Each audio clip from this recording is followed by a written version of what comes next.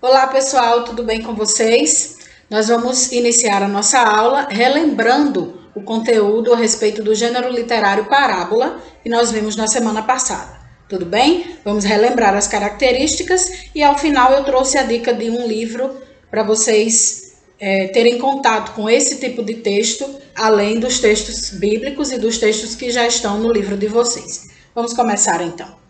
Bom, a primeira coisa que a gente lembra a respeito da parábola é que ela é sempre uma narrativa curta e que tem o objetivo de passar adiante ensinamentos éticos e religiosos. Não é isso? Essas foram as características, uma das primeiras que a gente viu na aula da semana passada. Você vai ter uma história curta e essa história vai sempre ensinar a respeito de ética, de princípios religiosos, certo? De como conviver em sociedade. Ok? É bem semelhante, por exemplo, com o gênero, com a característica do gênero fábula. Também é um texto curto que tem a intenção de emitir um ensinamento ético. No caso das fábulas, a gente não tem ensinamento religioso, né? O ensinamento religioso é exclusivo entre esses dois tipos de texto, ele é exclusivo das parábolas, ok? Vamos para frente. Com relação aos personagens das parábolas, a parábola tem sempre personagens humanos vivendo situações que qualquer ser humano pode viver, ok, gente? Diferente, por exemplo, da fábula, em que os personagens são animais humanizados ou objetos humanizados, como a gente já viu no início do ano letivo. Beleza, meu povo? Então, personagens são seres humanos, normais, vivendo situações que qualquer ser humano pode viver. Depois, a gente tem a característica de que, na parábola, esse ensinamento ético e religioso está diluído no texto, tá bom?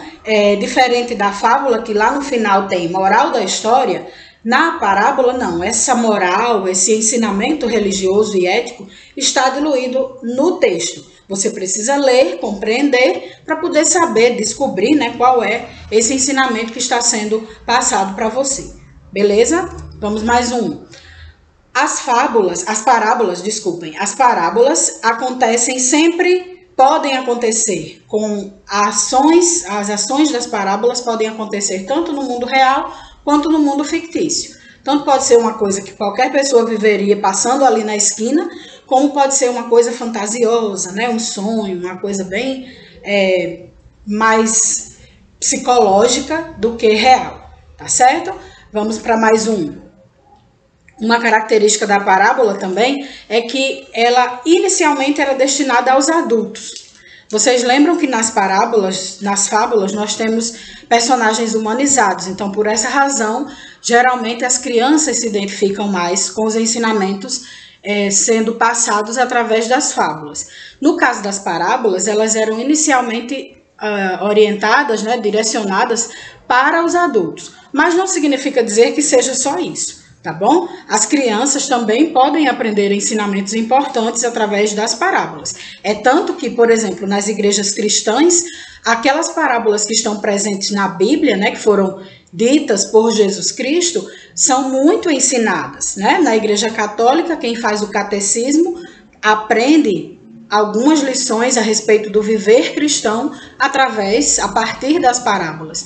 Na igreja evangélica, por exemplo, do mesmo jeito, a escola bíblica, que é onde as crianças aprendem a respeito dos ensinamentos bíblicos, as parábolas proferidas por Jesus são fartamente utilizadas. Então, não existe mais essa divisão de que fábula é para criança, parábola é para adultos. Não, os dois podem aprender. Até porque lições éticas, morais e religiosas, a gente precisa aprender desde cedo, né? Não precisa ficar adulto para aprender. Às vezes, acontece de você só aprender depois de adulto, mas não precisa ser assim. Pode aprender a viver bem em sociedade desde cedo. Não é assim? Muito bem, pessoal, agora vamos à nossa dica. Deixe só eu mostrar aqui para vocês o livro que eu trouxe. Talvez alguns de vocês já conheçam, já tenham lido, mas nunca é demais repetir uma leitura, principalmente se ela for prazerosa, né? Beleza, gente, vocês conhecem esse livro? O Pequeno Príncipe foi escrito pelo Antoine de Saint-Exupéry, tá certo? É um livro da literatura francesa. Ele foi publicado em 1943 né? Já tem um tempinho, e é um dos clássicos da literatura mundial. Esse livro já foi traduzido para quase 160 idiomas diferentes. Então, a gente já pode perceber daí que tem muita gente tendo acesso a esse material, não é assim? E vocês estão tendo a oportunidade agora. Caso alguém ainda não conheça, tá aqui uma dica. Esse livro é meu, mas você pode encontrá-lo facilmente na internet, para fazer download, para ler no seu celular, no seu tablet, enfim, para fazer a leitura de acordo com a sua necessidade, com a sua vontade, certo? Também existem filmes, né, inspirados. Recentemente foi lançado um filme inspirado nessa história, e é bem semelhante porque eles buscaram manter o traço, esses desenhos que vocês estão vendo, esses desenhos que vocês estão vendo aqui na história, olha que lindo esse, é o mesmo da capa, né? Esses desenhos foram feitos pelo próprio autor do livro, tá bom? E aí o filme que foi lançado recentemente usa essa mesma linhagem de desenho para ilustrar a história, tá certo? É uma história maravilhosa, né? Narra as aventuras de um aviador que teve problemas no seu avião e ficou perdido no deserto lá. O avião caiu no deserto e ele ficou lá sem ter muito contato com as pessoas. Encontrou este pequeno príncipe que fez alguns pedidos a ele, e ao longo da conversa deles as lições foram sendo ensinadas. O pequeno príncipe era uma criança e o homem, o aviador, era um adulto, obviamente. E o pequeno príncipe, embora seja uma criança, mas ele tinha lições importantíssimas para ensinar aquele aviador, tá certo? De descobrir, né, de redescobrir a criança que havia dentro dele. Fica parecendo meio piegas assim, né? Não deixa a criança que há em você morrer, mas é porque realmente é o que acontece. A gente vai crescendo, vai amadurecendo, as coisas da vida, né, as necessidades da vida vão se sobrepondo, e às vezes a gente esquece realmente de manter aquela inocência, né, o jeitinho doce das crianças de enxergar a vida, tá bom? Então esse livro tem várias histórias, né, histórias dentro de histórias, que são contadas por personagens humanos ou personagens humanizados, tá bom? E aí eles vão falando, vão conversando e ensinando, né? Algumas lições que são válidas, muito válidas para a vida de todo mundo, e algumas dessas lições estão contidas em frases que a gente vê muito facilmente hoje na nossa sociedade. Tá bom? Eu vou só destacar algumas aqui para vocês, mas se você ler o livro, você vai encontrar muitas outras. E também descobrir qual é a sua preferida, né? Eu tenho a minha. Vamos lá.